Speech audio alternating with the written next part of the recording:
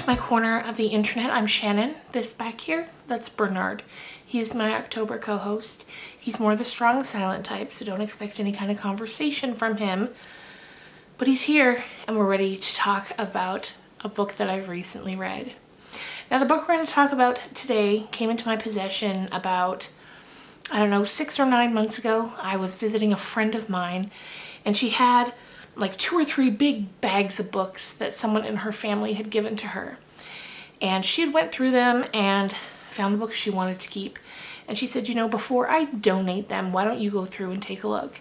So I pulled out to keep 2 horror novels. One's from the 80s, one's from the 90s that I'd never heard of before, that both sounded a little wild.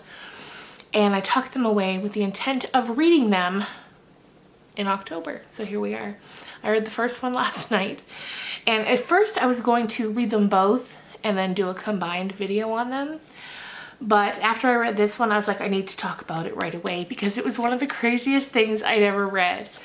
So today we're talking about Nightmare Child by Ed Ransom. Look at this, like, just awesome cover that just screams 1990, which is when this book was published. So first, before we get into the meat and potatoes of this book, I'm going to read you the first line because the first line is what made me pick this book. So first of all, it's written by Daniel Ransom, as I said, and that's the pen name I've come to find out of another author named, let me just check here, make sure I get it right, Ed Gorman. And I had never heard of him before either, but I went to his Wikipedia page. He's since passed on, I think in 2016. But under his own name, he had a ton of titles published. Under this pen name, he had a ton of titles published. Under a few other pen names. So he was a fairly prolific writer. And while I'm telling you this is one of the craziest things I've ever read, it was effective because it scared me. So let's read this first sentence because when I read it, I just knew I need this book. Deep into the steamy August afternoon they drove. Jeff with his allergies, Mindy with her menstrual cramps. I was like, okay, you've got me, I'm hooked. So from there we go on to hear the story of Jeff and Mindy. They're a young married couple. Sometimes you get the feeling that Jeff doesn't like his wife very much, but they're kind of in it for the long haul. Even though eventually we learn that he's having an affair with someone he works with, but she doesn't even really like him that much, so she brushes him off after a while. But anyway, after this first line about Jeff's allergies and Mindy's menstrual cramps, we learn that in the trunk of their car, in a box, like a chest, is Mindy's sister. Her little sister, her 9-year-old little sister. That's Jenny, there on the cover. So Jenny's in the trunk. We find out that Mindy and Jenny's parents died a few years ago in a plane crash, and there was a huge inheritance to be had. Half was to go to Mindy, and half was to go to Jenny. So Mindy and Jeff kind of blew through their half of the inheritance, and then they're kind of like, well, how do we get Mindy's half? And they come up with the idea to kill her. So she's currently in the trunk. They're taking her out to the middle of nowhere, and they're going to bury her in this trunk. So as they're driving, Jeff, all of a sudden, he gets a stroke of conscience, and he's like, I can't do this. Like, she's a little sweetheart. She's never done anything to anyone. I don't want to do this. So he pulls over because he's having this thought process while Mindy's kind of sleeping in the car beside him. And he's having all kinds of nasty thoughts about Mindy. That's when you really get the feeling that he doesn't like her that much. So he pulls over and he's about to go and rescue Jenny, sweet little Jenny, from the trunk. But of course she's been in this chest in a trunk for who knows how long, and she is already dead when he goes to take a look. So they feel like they have no choice but to carry on with their mission, and so they do. Now, few months later, I'm guessing, we meet their next door neighbor, Diane, and she knows this family really well. And her and little Jenny had a really special connection. But at this point, kind of the whole town thinks that Jenny was kidnapped and presumed dead. And so Mindy and Jeff got the payout. And so one day, Diana's out in her garden and she's gardening and she's having a nice day, and she looks up and she sees little Jenny. Little Jenny's come home. So Diane takes her in and she's trying to see where Jenny was, see if Jenny's okay, all of that. And Jenny is nonverbal at this point. She's just not communicating. And Diane says, okay, well, come on, we'll take you back home to your sister. And Jenny grabs her wrist, and Diane just knows that Jenny doesn't want that. So eventually she calls the police, and the police come and take a look at her, and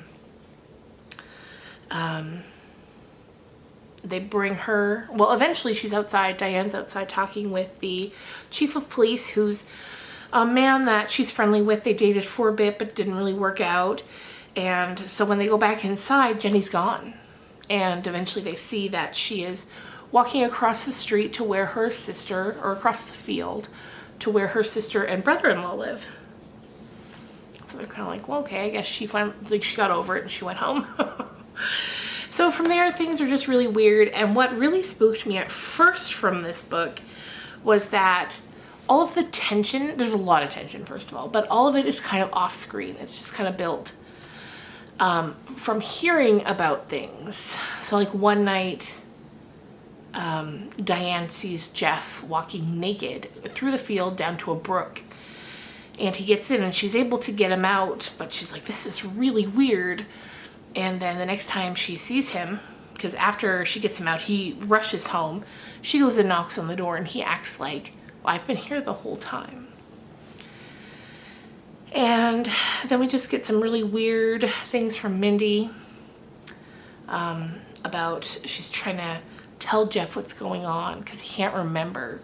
Because what seems to be happening is Jenny is able to control their minds and control them with mind control, and then they can't remember it. And there's some gory bits, like there's one bit where Mindy's like, don't you remember what you did to my dog? And he's like, what did I do to your dog? And then she tells him what he did with his own bare hands to her now deceased dog, and it's very unsettling. But so it just, the book goes completely off the rails, just completely off the rails in a way that, like I said before, was effective because I got spooked. And this is one of those kind of horror stories that you just know if it had been made into a movie back in the 90s, it would have been just a B horror movie. Just one of those ones that are just awful. So anyway, Diane starts to notice that Diane and Jeff and Jenny are never leaving the house. The blinds are never open. Jenny's not going to school. And she starts to get concerned about what's going on in the house, as she would, because like she loved Jenny, especially. She loved the whole family, but especially Jenny. They had a really special connection because Diane never had kids and there was Jenny.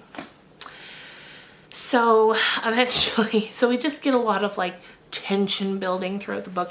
It's very short. It's like 160 pages, but a lot of tension building. And then eventually we have the big showdown where Diane and the police officer, they go up to the house. I think his name is Robert. They go up to the house to investigate one night, and they just come across a complete, well, first they come across a completely normal looking family. They knock on the door, you know, Jeff answers, Mindy's there, Jenny's there, they're all looking so sweet, they're all feeling so good. The house is completely spotless because earlier Diane had snuck in and saw the house was in complete disarray, which was very different from how Mindy had kept the house before. But now she's there with the police officer and everything looks great. So after a little visit, they'll have hot chocolate, Diane and Robert leave. Then at the end of the night, Robert gets this feeling that he should go back, because Diane just knows in her gut that something's wrong. So he goes back. He has a warrant, so he sort of breaks in And the house is trashed again. Like the TV looks like an axe was taken to it. The dining room table's cut in two. And he finds just a horror scene upstairs where Jeff and Mindy are almost unrecognizable. They're animalistic. They're tearing at each other. And then eventually he's able to make it out of the house. But Jeff and Mindy do not make it out. They end up, well, they're both killed, I guess, by Jenny. Because at this point, Jeff is like, Jenny's been taken over by a demon. That's the only explanation. And so, of course, the police officer, he's like, well, that's not an explanation. So to him, he decides that Jeff and Mindy, maybe it was a murder-suicide, whatever. And they get Jenny out, and Jenny goes to live with Diane. And Jenny loves living with Diane. But Robert's still hanging around that police officer, and she does not want him hanging around. So eventually she kills him. And then it's just her and Diane like she's always wanted. And we learned that, yes, the real Jenny is still deceased. And it was like a demon or a spirit that took over her body. And just to have a vessel to come back in. And I know this sounds completely, like the whole story sounds ridiculous because it is ridiculous. But just the way some of the scenes were written, I was finishing it in bed last night and I was a little spooked. So it's just one of those 90s horror stories that really get under your skin. And it was creepy and I was creeped out. And as soon as I finished it, I knew I had to come and talk to you guys about it immediately. So that's this talk for tonight. If you liked this, let me know. I have the second one that I took that night. It's called Eden's Eyes. It's a little longer. But if you'd like to hear about that one this Halloween as well, let me know and I will read it and share it with you guys. But for now, that's going to do it for me. And of course, Bernard. Is he asleep? I don't know. But thanks for watching and I hope you have a great weekend and I'll see you real soon. Bye.